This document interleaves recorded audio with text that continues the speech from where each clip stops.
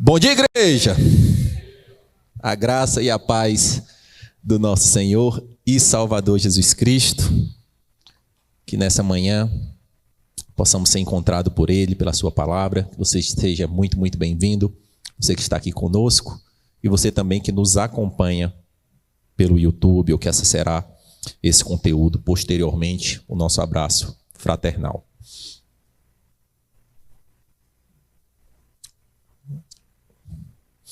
Quem gosta de festa aqui, gente? Quem é festeiro?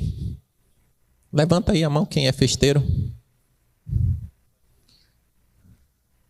Sem dogma, gente. Religião não tem pegadinha, nem é casca de banana. Eu não disse qual é o tipo da festa. Eu não falei qual é o tipo da festa. Quem é festeiro? Quem gosta de celebrar, quem gosta de se reunir, quem gosta de ter um... Quem é festeiro nesse bom sentido? Se você não é, meu irmão, é complexo de viver, porque Deus criou seres humanos relacionais que se reúnem e que gostam de conviver. Obviamente tem pessoas mais festeiras que outras. Na escala Richter de festa, minha mulher é 150, eu sou ali um terço. E tem gente que não só gosta de vivenciar a festa, gosta de preparar a festa. Tem gente que gosta de ir para a festa dos outros, mas não gosta de ir para a sua. Tem gente que gosta de festa... não gosta de festa de aniversário, mas em geral o ser humano, de alguma forma, ele é muito, muito difícil ele passar por essa vida de não ter algum tipo de festa que ele não se encaixe. Algo que ele goste ali de estar ali celebrando. Isso é muito importante. E é sobre isso que a gente vai falar nessa manhã. O tema dessa reflexão de hoje é a grande festa. A festa das festas, a festa suprema, a festa especial, é sobre isso que nós vamos falar. E, obviamente, existem festas com diversos fins. Festas religiosas, festas de tradição cultural, festas profissionais, festas de celebração da vida, do aniversário, festa de casamento, festa de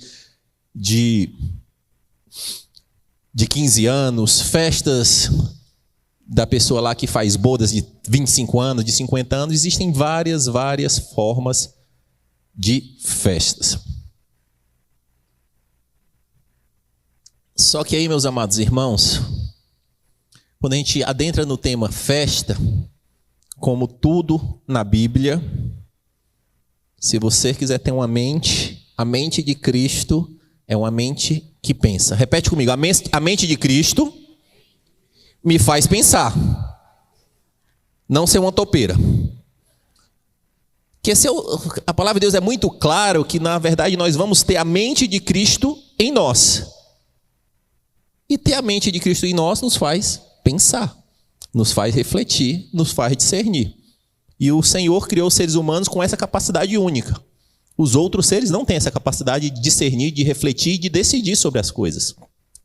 Mas, infelizmente, no mundo de religião muito dogmática, muitas das vezes é muito mais fácil eu não pensar sobre as coisas. Me dá aí a receita do bolo, me diz o que pode e o que não pode, que aí eu faço. E é bem interessante, gente, que a nossa igreja trabalha esses temas complexos, inclusive com as crianças. No último domingo, a temática foi festa junina. E aí? É bom ou ruim? Não precisa responder. Festa junina é boa ou ruim? Depende. Qual é a festa que nós estamos falando?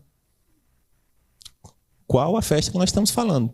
Se for uma festa junina, que remete à festa joanina, que foi criada lá na Europa, e vai muito com cunho de católico, em adorar um santo, que João Batista do São João disse, eu não tenho nada a ver com isso. O que eu deixei de relato foi que ele cresça e que eu diminua.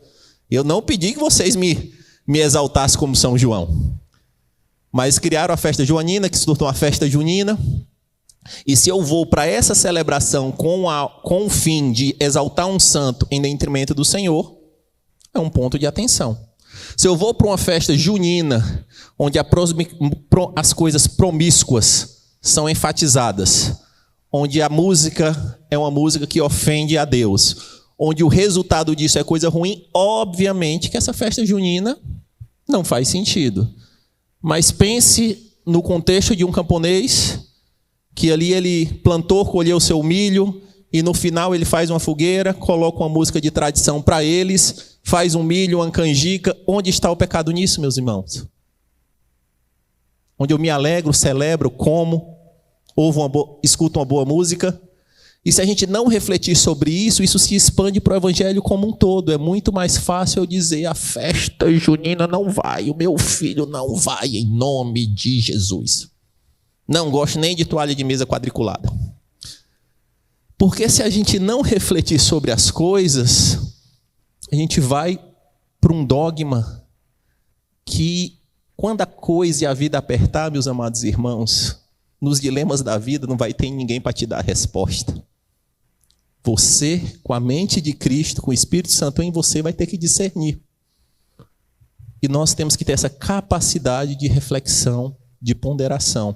Obviamente que existem festas, e o mundo ele promove festas que são invariavelmente ofensivas ao Senhor.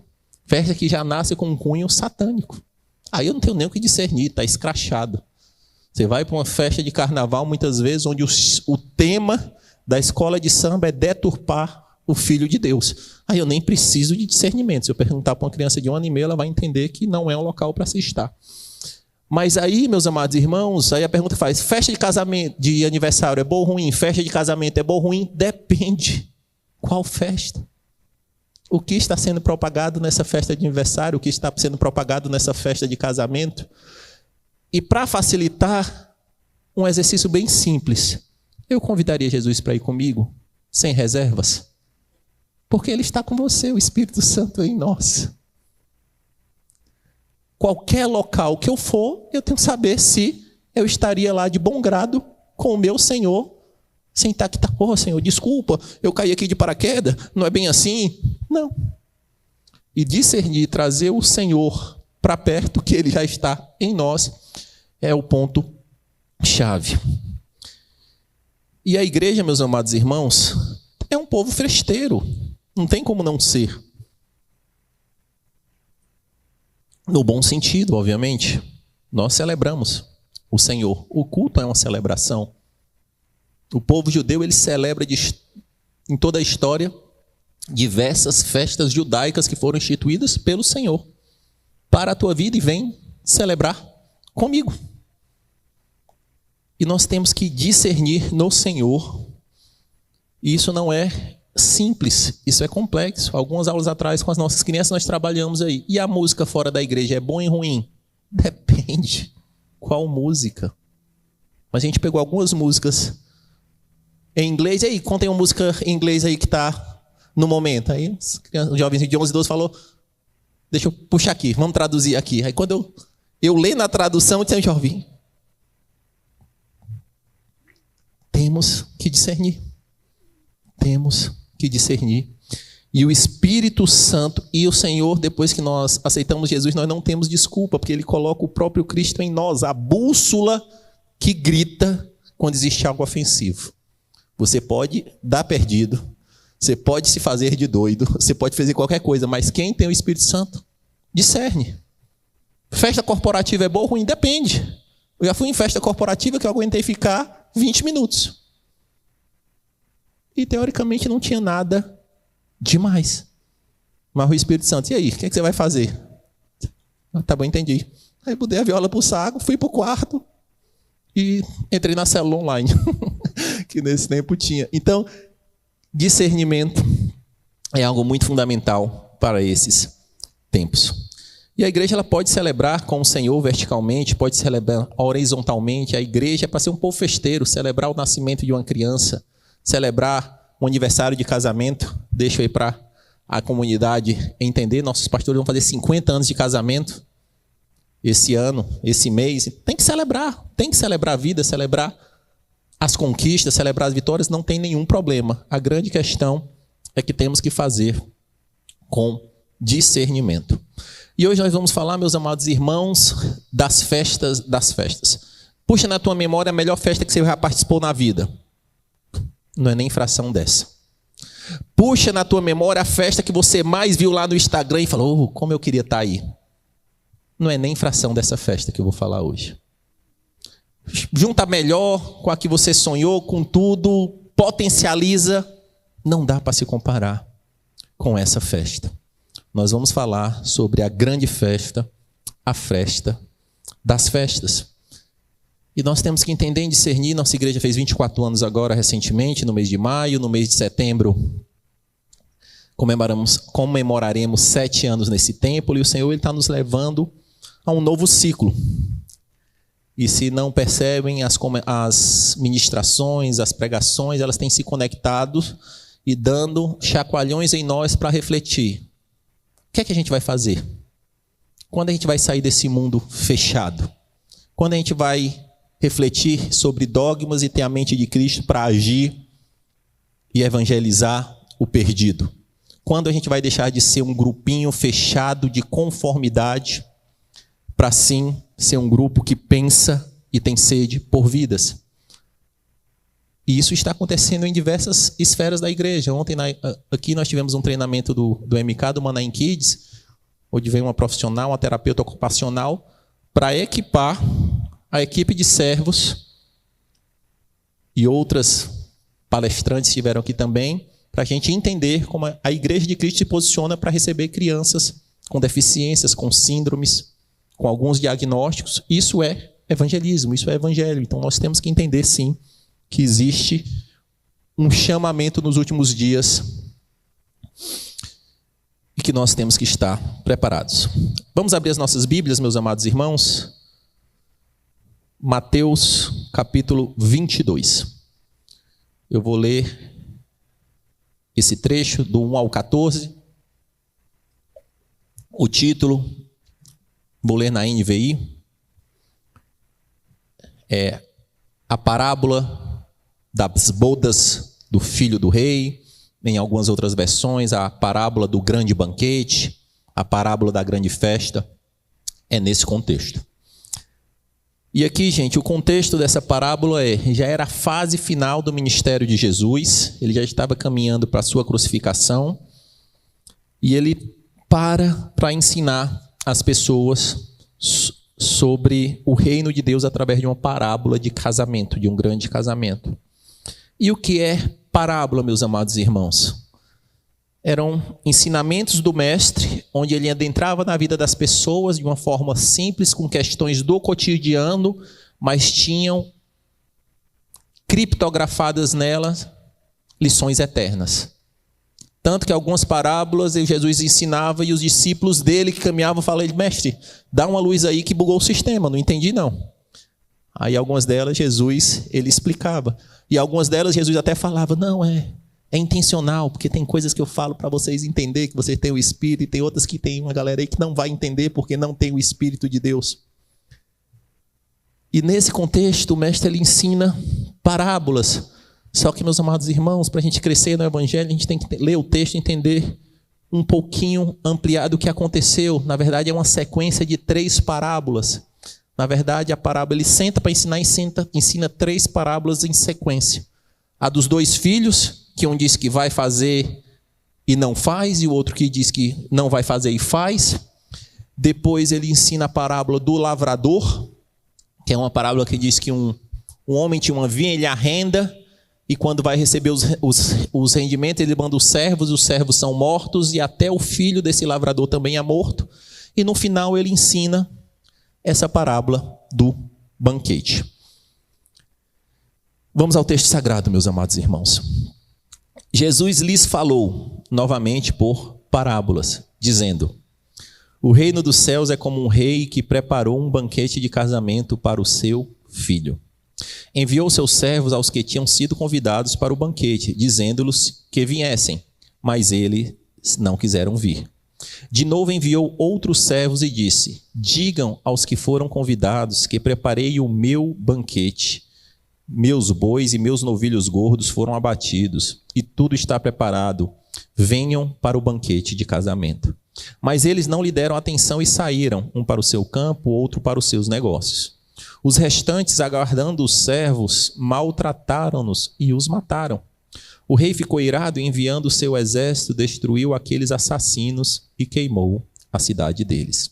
Então disse a seus servos: o banquete de casamento está pronto, mas os meus convidados não eram dignos. Vão às esquinas e convidem para o banquete todos os que vocês encontrarem.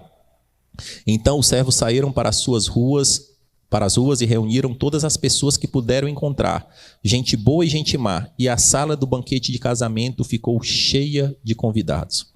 Mas quando o rei entrou para ver os convidados, notou ali um homem que não estava usando veste nupcial. E lhe perguntou: amigo, você entrou aqui sem veste nupcial? O homem emudeceu. Então o rei disse aos que serviam: amarrem-lhe as mãos e os pés e lancem-nos para fora nas trevas. Ali haverá choro e ranger de dentes, pois muitos são chamados e poucos escolhidos. E esse era o mistério do Senhor das parábolas. Às vezes ele começava com uma conversinha sem muita intenção, e em geral as pessoas eram rasgadas com as conclusões dessas parábolas. Porque essa parábola começa falando de uma festa de casamento. Banquete, uhul, bacana, legal. Todo mundo feliz, e é um contexto que todo mundo tinha contexto sobre festa. Jesus se conectava com as pessoas, porque alguém já tinha feito uma festa, já tinha sido convidado por uma festa, já tinha feito uma festa e ninguém tinha ido, sonhava para ir para alguma festa, já tinha sido barrado em alguma festa, já tinha entrado na festa de penetra, e nesse contexto que todo mundo tinha algum pano de fundo, ele começa a ensinar, mas a parábola termina com a lição eterna, dolorosa, que muitos são chamados e poucos escolhidos. E nesse contexto eu extraí desse texto bíblico 7 lições. A primeira delas é sobre o reino dos céus. Está em Mateus 22, 2. Jesus começa esse ensinamento dizendo: o reino dos céus é como um rei que preparou um banquete de casamento para os seus filhos. E aqui é o mestre Jesus tentando explicar, tentando traduzir o inominável. Eu sou celeste, eu sei o que tem no meu reino, mas eu vou fazer aqui alguma analogia, alguma coisa que possa dar para vocês alguma noção do que seja o meu reino. E ali ele fala: o reino de Deus é como um rei que prepara a melhor festa de casamento para o seu próprio filho. Em alguns momentos, em outras parábolas, ele falou: o reino de Deus é como aquele que vai atrás e acha um tesouro escondido. Em outro momento ele falou: o reino de Deus é como aquele que acha uma pérola de grande valor, e quando vê aquela pérola, ele sabe que ela é a pérola das pérolas, ele sai tudo e vende para comprar aquela pérola. Em outro momento ele fala: o reino de Deus é como um grão de mostarda que, sendo a menor das sementes, ela se torna uma árvore extremamente forte e poderosa. Mas toda vida que o Senhor faz uma alusão, ele está tentando traduzir o que é celeste, supremo, eterno, aterrissando para uma realidade humana que é nossa. E ali ele usa mais essa figura, mais essa conexão e diz: pensa na melhor festa de casamento, pensa o homem mais nobre que você já conheceu, pensa o que aquele homem preparou para o seu próprio filho sem recurso ilimitado. Ao inclusive, a festa das festas. Isso aí dá uma pouquinho da noção do que é o reino dos céus. E nesse contexto para eles é muito, muito claro. Porque as festas judaicas duravam 7 dias. E Jesus sabia o que era esse contexto. Ele fez o seu primeiro milagre numa festa de casamento que ela foi avançando e lá para o final faltou vinho. Foi assim que ele fez. E era muito comum para as pessoas, mas quando ele fala que, em geral, o público de Jesus era um público comum, era um público ordinário, era como chegasse para nós e dizendo: o reino de Deus é como a festa da rainha da Inglaterra. Que você vê pela televisão e você nunca imagina. Penso que nós aqui, se tem alguém que foi, depois me conta como é, que você nunca vai acessar. E ele faz essa distinção da festa mais nobre possível. Só que tem algo nessa parábola que é misteriosa, que Jesus fala sobre a festa, Mas mais importante do lugar da festa é quem estará na festa. Você vai ter acesso ao rei nessa festa e ao filho do rei. E mais importante, imagina você ser convidado para a melhor festa do mundo e não tem ninguém lá. Não, está tudo aqui. Imagina tudo que você quer, chama aqui a lâmpada do Aladim, mas não tem ninguém para você celebrar. Não tem ninguém para você viver aquele momento. Só que ele está dizendo que nessa festa, o rei estará lá com seu filho para lhe receber, para nos receber. E isso faz muita diferença, porque mais importante do que o local é com quem. Haja vista as pessoas que ganham muito dinheiro hoje para fazer presença VIP. Chego lá, apareço na festa, umas selfies, vou embora. Porque as pessoas querem saber com quem. E ali ele diz, não é só uma grande festa, mas se atenta ao detalhe que quem estará nessa festa?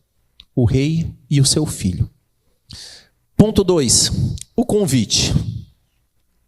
Versos 3 e 4. Enviou seu servo aos que tinham sido convidados para o banquete, dizendo-lhes que viessem, mas eles não quiseram vir.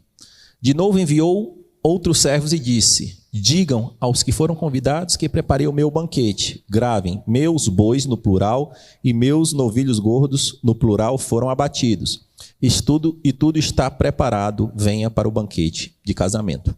Então o rei preparou todo esse banquete, a festa das festas. Imagine o tamanho da festa que tem que ter bois abatido no plural, novilhos abatido no plural.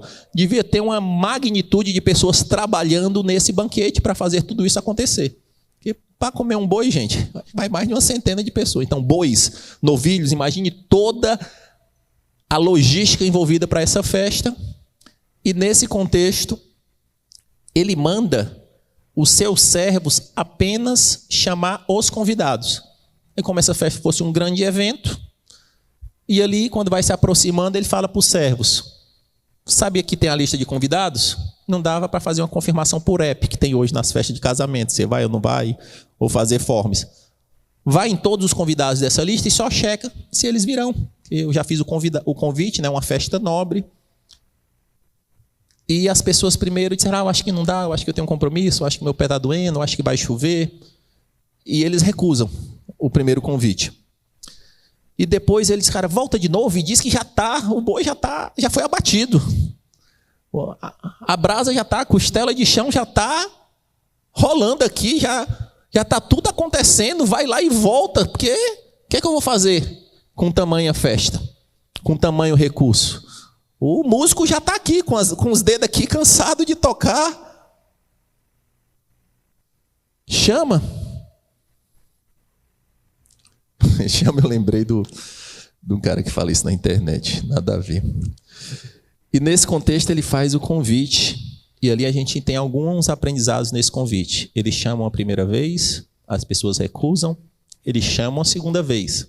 Um Deus gracioso, insistente. A festa é minha, o recurso é meu, eu estou bancando, e eu faço 2 convites. Eu mando ir, recusem, vai de novo, insiste. E esse convite, meus amados irmãos, essa parábola tem algo que os inimigos públicos de Jesus, quem Jesus mais batia era o povo judeu, que ele foi confrontado e rejeitado. Então ele fala assim, vai primeiro para os convidados, e esses convidados estão relacionados ao povo judeu. Vai primeiro para eles. É tanto que Jesus, ao ter aquele encontro com a mulher cananeia, ele fala, não, eu vim primeiro para os judeus. Aí ela fala, Jesus, mas das migalhas, não sai uma coisinha para mim, não? Ela disse, mulher, tamanha fé, eu vou ter que mudar aqui a sequência. Mas, em geral, existia sim, até então, até Jesus vir, uma predileção, algo seletivo para o povo judeu. E esse primeiro convite, Jesus está externando que o povo judeu, por todas as gerações, eles foram convidados e reconvidados. Convidados e reconvidados. Ponto 3, a recusa. Versos 5 e 6. Mas não lhes deram atenção e saíram um para um campo, outro para os seus negócios, os restantes, agarrando os servos, maltrataram-nos e os mataram. Então, os servos foram lá, convidaram todo mundo, ninguém aceitou. O rei falou, vai de novo, agora já fala que já está tudo montado, tudo preparado. E começaram as desculpas. Não, eu tenho negócios, não, eu tenho um campo para cuidar. É tanto que o link dessa outra parábola que fica lá em Lucas 14 é mais específico, diz que um diz que eu comprei uma propriedade, não, eu comprei umas juntas de bois, não, eu vou casar. Cada um ali vai dando a sua desculpa para não estar na festa. Mas o que é mais gritante, que uns apenas recusavam. Mas tem alguns que já começaram a ficar enraivecidos com os servos que insistiam no convite. E eles pegam, cara, para tu não ficar indo e voltando de lá com esse teu rei que está me importunando, nós vamos lhe matar. E eles maltratam os mensageiros e depois matam. E na parábola imediatamente anterior, que é do lavrador e da vinha, é até mais gritante, porque ele vai mandando o servo dar o primeiro recado, eles recusam. Manda o servo de novo, eles matam o servo, e o dono da vinha diz, será que eu indo mandando meu filho, eles vão ter um pouco mais de respeito? E ele manda o filho, e eles vão lá e assassinam o filho também. Então, existe aqui uma recusa velada ao convite do rei. Para a maior festa, para a festa das festas, que ninguém conseguia acessar, as pessoas recusam, com desculpas esfarrapadas. E outros não só recusam, como matam os mensageiros. Ainda hoje, tem gente recusando o convite para a festa do rei. Ainda hoje, tem mensageiros que estão sendo maltratados e mortos por levar esse convite gracioso para as pessoas. E aqui, gente, a grande questão, existe uma palavra hoje no marketing, nas coisas, que é percepção de valor. É você ter algo extremamente valioso, como a pérola das pérolas, para quem não conhece, para quem não discerne, para quem não é tocado pelo Espírito, vê a pérola e não tem distinção de uma pedra sem valor. Era exatamente o que essas pessoas faziam. Algo de extremo valor. Eu gosto sempre daquela ilustração, daquela cabine, né? Você troca a festa das festas, o banquete com o próprio rei, para ir lá cuidar de uns boizinhos? Sim, eu troco. E continua hoje.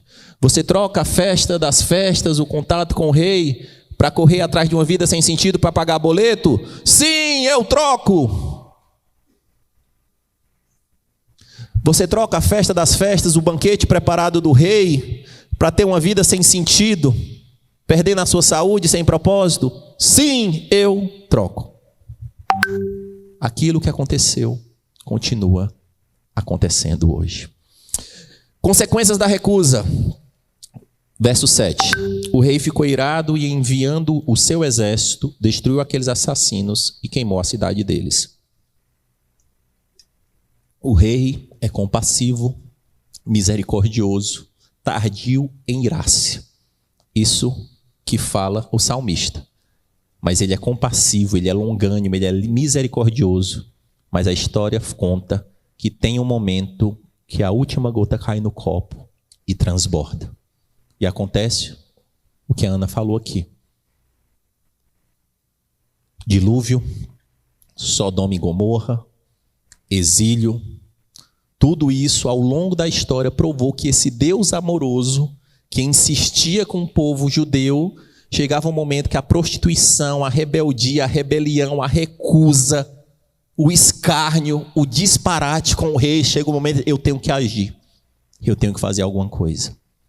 E nesses momentos o rei vinha, e ali o rei, ele tira a postura de rei e se torna um general. E ali ele não manda mais servos, ele manda um exército. Vai lá e destrói tudo, não deixa mais nada de pé, porque eles não são dignos. Não são dignos do meu amor. Eles não são dignos da minha misericórdia. Eles não entenderam quem eu sou. Eles não entenderam que eu não precisava convidá-los. Eles não entenderam. E ali algumas pessoas podem dizer, ah não, isso aí é o Deus do Antigo Testamento, que era um Deus mais... Como se Deus fizesse uma regressão, fizesse um tratamento e ele voltasse mais... Olha o que o Mestre Jesus falou no Novo Testamento. Mateus 10, 14 e 15. Se alguém não os receber como os meus mensageiros, nem ouvir suas palavras, sacudam a poeira dos pés, quando saírem daquela casa ou cidade. Eu lhes digo a verdade, no dia do juízo haverá menor rigor para Sodoma e Gomorra do que para aquela cidade. Temos que entender, meus amados irmãos, que chega um momento que todo mundo vai ter um acerto com esse rei. Não é porque ele é longânimo, não é porque ele vai dando corda, não é porque ele vai sendo misericordioso, não é porque ele vai deixando as coisas acontecer, que ele não está vendo.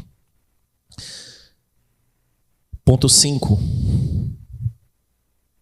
Um novo convite. Versos 9 e 10. Verso 9 e 10. Esse Deus compassivo, misericordioso, insistente, persistente, mesmo com essas recusas, ele reinsiste. Então disse a seus servos: o banquete de casamento está pronto, mas os meus convidados, os judeus, não eram dignos. Vão às esquinas e convidem para o banquete todos os que vocês encontrarem. Então os servos saíram para as ruas e reuniram todas as pessoas que puderam encontrar, gente boa e gente má. E a sala do banquete de casamento ficou cheia de convidados. O rei ele poderia cancelar tudo, para as festas, não faz mais sentido, eu não quero mais, eu não preciso disso. O Senhor não precisa disso, não precisava disso. Mas ele falou, já que esses convidados são indignos, agora servos, agora eu vou escancarar a porta. Vai pelas ruas e chama todo mundo. Não chama aqueles nobres, aqueles convitinhos, aquelas pessoas que receberam as cartas antecipadamente, não. Vai pelas ruas e quem você encontrar, convida para o meu banquete.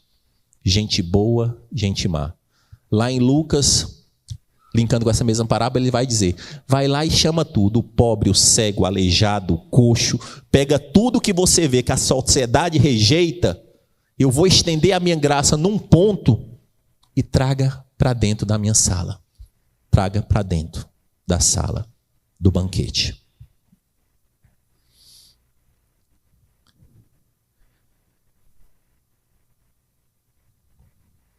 Gálatas 3:28 vai dizer, não há judeu nem grego, escravo nem livre, homem nem mulher, pois todos são um em Cristo Jesus.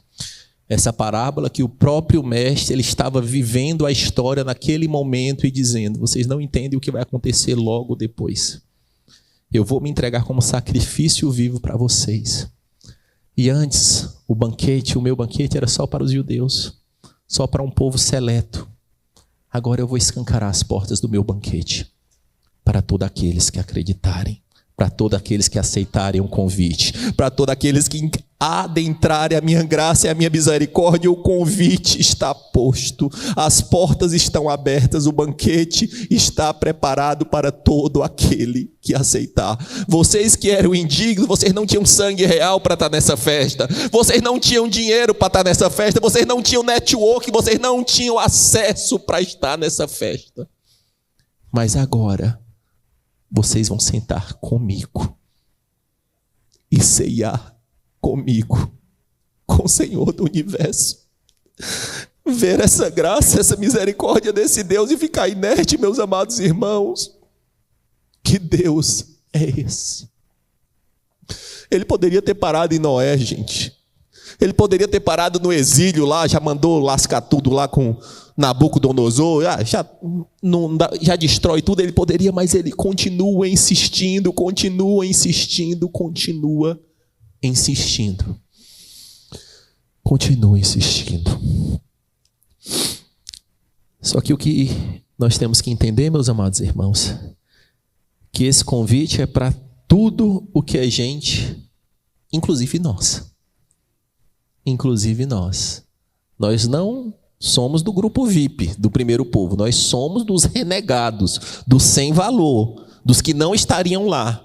Mas depois de adentrar na festa, nós se posicionamos como os VIPs. E acham que essa graça que o Senhor ofertou não é para todo mundo. Como é que pode ser? Como é que ele pode entrar? Ah, e a roupa dela, e o cabelo, e o time que ele torce. Misericórdia. Porque quem é o dono da festa, ele já escancarou tudo. E já disse, venham, venham, venham. Um sábio mestre, ele tem um ensinamento que ele diz, e eu acredito muito disso, quando a igreja avança, é para atrair todo tipo de gente esculhambada. Porque se a igreja avança na sua missão, é como aquela rede que você vai e puxa e vende tudo. Porque esse é o convite para todos nós. E nós agora, no evangelho que é para todos, no sentido de apresentar o evangelho, no sentido de acreditar nessa transformação, nós estamos fazendo pesca de varinha. E eu puxo o peixe. Ah, pesca e pague. Não, esse peixinho não é tão bonitinho para me fazer a foto do Instagram. Vou pescar outro, ver se ele é conforme a minha vontade. Não é assim que o Senhor fala. Joga a rede, puxa a rede, e ali eu vou fazer o tratamento e a distinção. E nesse tocante, meus amados irmãos, eu tenho uma experiência, e olha que eu não me considero um dos caras xiita, chato, nesse sentido. Tento ter uma mente aberta, biblicamente, nesse sentido. Mas quando eu mudei para São Paulo, isso tem uns 16 anos atrás, comecei a congregar numa igreja. E quando eu cheguei nessa igreja, visitando na verdade, e eu sentei aqui e na minha frente entrou um homem que ele parecia literalmente um lagarto. Que ele era totalmente modificado, totalmente tatuado, alargador, não tinha nariz, aquela coisa tudo e tal. E eu confesso, mesmo não sendo, eu queria adorar e olhava para o cara. Queria adorar e olhava para o cara. Confessando pecado também, gente. Mas aí depois do terceiro acorde, eu vi aquele homem cair na presença do Senhor de um jeito. Eu disse, Senhor, me dá essa graça. Me dá esse amor.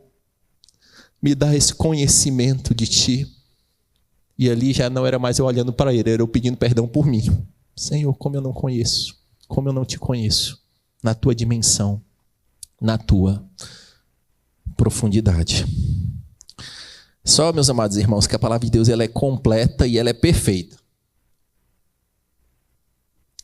Porque se não tivesse a parte final da parábola,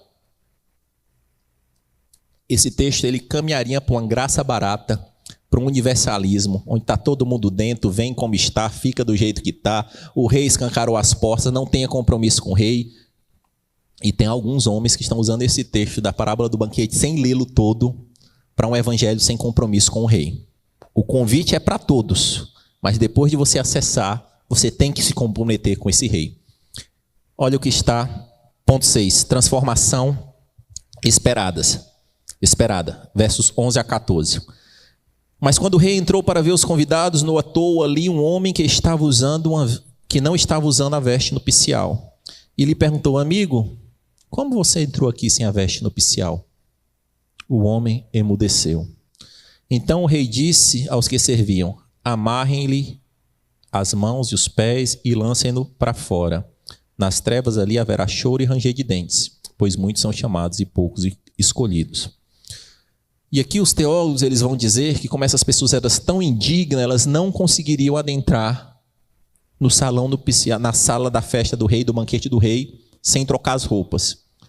Os teólogos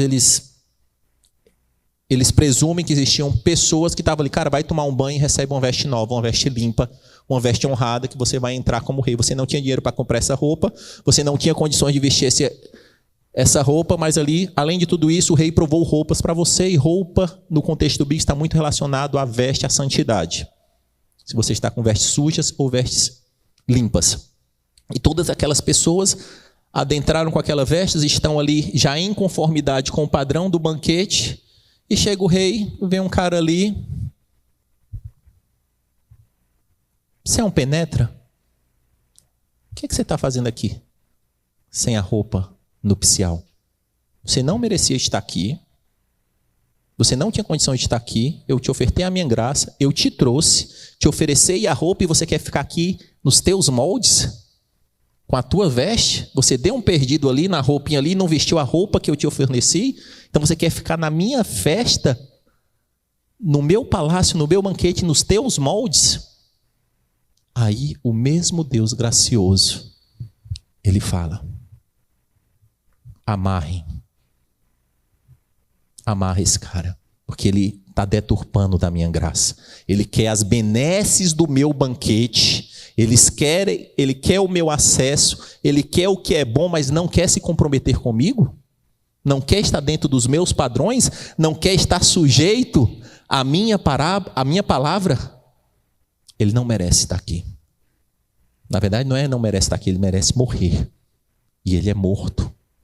E ali a parábola é finalizada dizendo: muitos são chamados, mas poucos são escolhidos. Misericórdia. Misericórdia. Então nós temos que entender que muitos são chamados, todos são chamados até a porta da festa do rei. E depois que você aceita, você tem uma decisão: vou me comprometer com esse rei ou não, aos padrões de viver na sala do banquete. Eu não posso mais estar na sala do rei e com um comportamento de alguém que não honra esse rei. E por isso que a palavra de Deus vai dizer que cresce junto joio e trigo, ovelha e bode. Está tudo junto. E muitas das pessoas não discerniram ainda que estão na sala do banquete, mas sem a veste digna. Eu estou na sala do banquete, ainda nos meus moldes, nos meus interesses, porque eu não me comprometi com esse evangelho. É o que o apóstolo Tiago vai dizer: para dessa conversa mole de graça barata e me mostra o fruto da tua vida, me mostra a tua obra, me mostra o que o evangelho gerou em ti. Porque essa é só para dizer: eu amo a graça, Jesus. A grande pergunta que fica é: em sendo convidado para esse banquete, acessando esse rei, tendo essa nova mente de Cristo, o Espírito Santo em nós, qual transformação foi feita em minha vida? Porque eu ficar na sala do banquete fazendo as mesmas coisas, a palavra de Deus é muito clara: aquele que roubou não rouba mais, aquele que mentia não mente mais, aquele que não era misericordioso, ele exerce misericórdia. Aquele que era irado, ele coloca a ira, e o fruto do Espírito de Gálatas 5, ele começa a aparecer em nós. Um fruto real, um fruto nobre. Queria chamar o Moisés, a gente está caminhando para o final. E dentro dessa parábola, meus amados irmãos, nós temos o ponto 7, é papéis na grande festa, papéis no reino. Primeiro temos que entender que existe uma grande festa, um grande banquete, a festa das festas. Depois temos que entender quem é o dono dessa festa: o rei e o seu filho. Então tem gente querendo deturpar, fazendo a obra de Deus, achando que é o rei, achando que é o filho. Não, só existe um Senhor e Rei supremo de todos. A festa é dele, o banquete é dele. Depois existe o papel dos servos. Qual é o papel dos servos? Em conhecendo esse rei, em aceitar vivenciar com esse rei, ser transformado por ele, eu passo a anunciar pelas ruas por onde eu ando: venha conhecer o meu Senhor, venha conhecer o rei. Eu não tinha misericórdia, mas eu encontrei misericórdia dele. Eu não tinha destino, mas eu encontrei destino dele. Eu não tinha amor, mas eu encontrei amor nele. E o nosso papel é propagar. Mas esses servos, eles foram rejeitados. Foram abatidos algumas vezes. Foram rejeitados, É normal. O nosso papel é apenas jogar palavras, semear. Mas nesse contexto de grande banquete tem o papel do convidado. Que eu não sei o que está acontecendo, mas eu sei que existe um rei ali. Me falaram que tem um rei, e esse rei está me fazendo um convite. O convidado também, ele vai se colocar numa posição. Em recebendo esse convite, o que é que eu faço? Recuso? Com uma desculpinha ou eu quero ir lá conhecer esse rei. Então todos nós temos um papel do grande banquete, seja como servo que convida ou como alguém que ainda não está do lado do rei como convidado. Vamos recapitular o que vimos nessa manhã? Nós aprendemos que o reino dos céus é algo tremendo, indescritível. E o Senhor falou que o reino dos céus é como um rei que prepara a festa das festas para os seus filhos. Nós entendemos que existe um convite feito. Esse rei não precisaria convidar ninguém, ele poderia fazer uma festa privê para ele, para seu filho, ali para os parentes próximos, não. Mas existe um convite que é feito uma vez, é feito uma segunda vez, e esse segundo convite dá toda a dimensão da festa. Existe bois, novilhos, existe tudo preparado. Aprendemos que ainda assim, com esse contexto desse grande convite, alguns tantos recusaram, com desculpas esfarrapadas, e outros chegaram a matar os mensageiros. Aprendemos também que existe um Deus que tem limite, e ele pune a insolência suprema, e ali ele destruiu todos aqueles e a sua cidade. Mas esse Deus, ele não pode negar a sua essência, a sua perfeita graça, e ali ele oferta a graça novamente através do seu Filho. E ali ele faz um novo convite, que é um convite não só mais para judeus, é um convite para todos, para vir para a festa do Filho do Rei. Só que ao adentrar na sala do banquete e aceitar esse convite, temos que entender que existe um compromisso a ser seguido. Eu não posso estar na jurisdição do rei, com as vestes nupcial que o rei me deu, e ainda com o comportamento de um plebeu, de um órfão, de um indigente. Lembre-se da parábola do filho pródigo. Quando o filho retorna, é dado uma capa, um anel. Filho, a tua identidade está resgatada novamente. E nós temos que entender os nossos papéis. Ou eu estou aqui na condição de convidado para esse banquete, ou eu estou aqui de alguém que já foi convidado, entendeu e se tornou servo desse rei, e é um arauto, um propagador desse evangelho. E temos que compreender que o Senhor, ele é o dono da festa. Então somente ele. Baixe as suas cabeças, feche os seus olhos. Tenha um momento de reflexão, de oração, de contrição com o seu Senhor. E o problema que o Senhor tratou aqui nessa parábola foi pessoas que estavam frente a frente com o Filho de Deus e recusavam, não viam valor no Mestre, estavam aguardando um outro Messias. Mas Jesus, ele explicava e ofertava a sua graça a todos insistentemente. Então aquela mesma graça que foi ofertada para aqueles que ouviram aquela parábola, ela está aqui hoje, aquela graça continua aqui hoje. Mas ao aceitar o convite, ao sentar na mesa do banquete do rei, existe um compromisso a ser assumido. Como eu vou viver com essas novas vestes? Como eu vou se tornar alguém que leva o nome do rei por onde eu ando? Porque quando as pessoas nos verem, eles vão: é filho do rei? E por que ele não se comporta como rei? Por que ele não externa o comportamento do rei? Por que ele não tem a mesma origem, o mesmo DNA, o mesmo fruto do rei? E Jesus, ele foi esse. Na verdade, Jesus Cristo, nosso Senhor, ele fez o processo inverso. Os convidados saíram do nada para adentrar na sala do banquete. O nosso Rei e Senhor Jesus Cristo, ele já estava na sala do banquete. Tirou a sua coroa, as suas vestes nobres, e fez o caminho inverso de ir para o local que não era digno dele. O local dos indigentes, dos rejeitados, um local onde ele foi desvalorizado por quem ele era, para que todos vissem o amor do Filho do Rei. O último que veio fazer o convite foi o próprio Filho do Rei, ele veio e convidou todos. E assumiu na cruz o convite público. O meu convite, ele é marcado com o meu sangue. O meu convite é marcado com o meu próprio sangue. Não desvalorize o meu convite. Não negligencie o meu convite, porque eu escrevi ele com o meu próprio sangue. E diante disso, eu tenho 2 convites a fazer.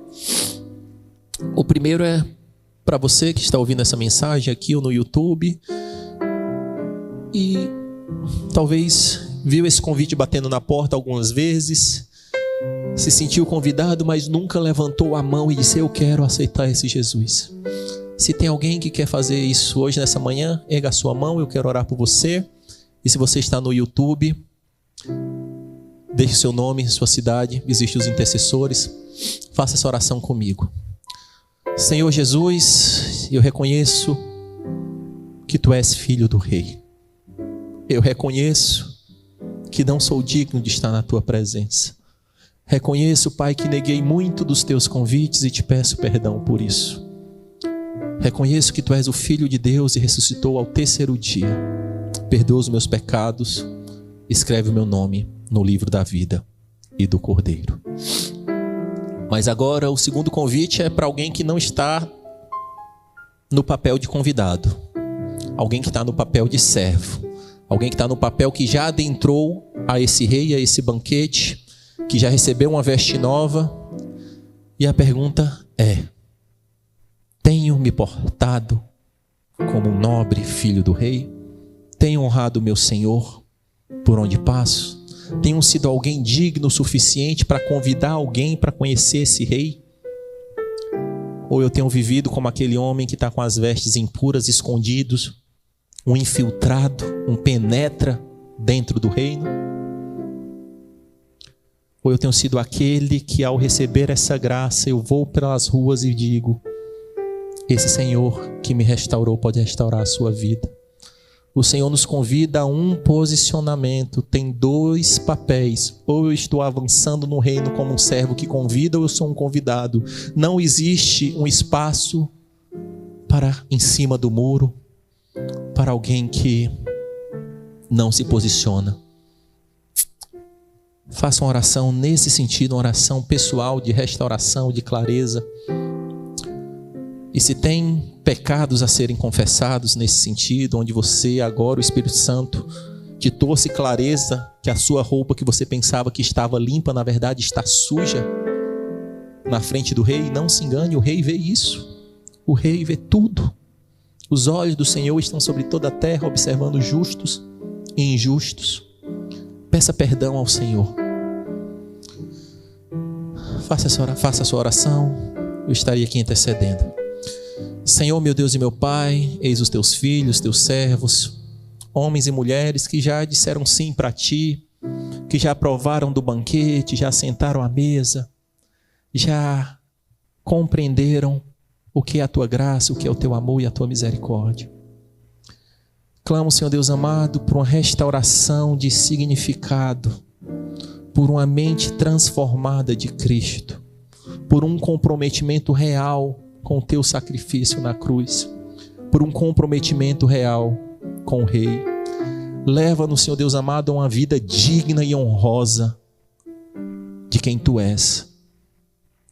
Que a gente não olhe para o mundo pecaminoso, mas olhe para Cristo como o bom e perfeito padrão. E nos dá, Senhor Deus amado, sede de almas. Nos leva, Senhor, para as ruas, para os locais inóspitos, para os locais, Senhor Deus amado, onde existem pessoas que não sabem da Tua existência. Não sabem que existe um Rei misericordioso. Não sabem que existe um banquete posto. E me leva, Senhor, dá filhos, nos dá, Senhor Deus amado, convidados para me trazer e sentar nesse banquete.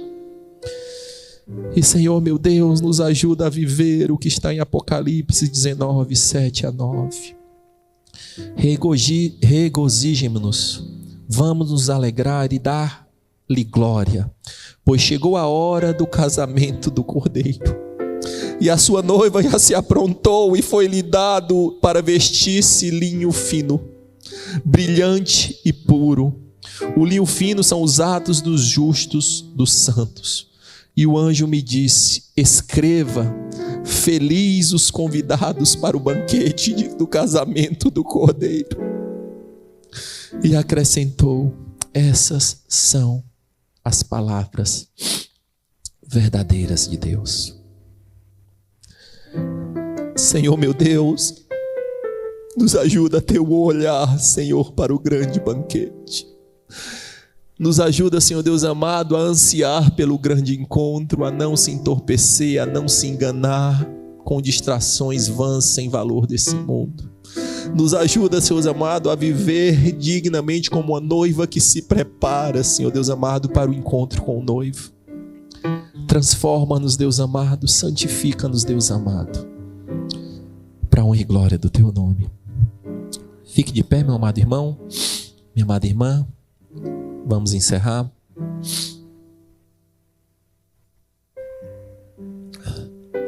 Erga a sua mão como quem recebe. Que o amor de Deus, o próprio Rei, dono do banquete, que a graça do seu Filho, o Filho do Rei, o Filho que se encontrará com a sua noiva, e que a comunhão do Santo Espírito de Deus, aquele que nos leva a aceitar esse convite, esteja com você, com a sua casa. Vão na paz, que Deus lhe abençoe.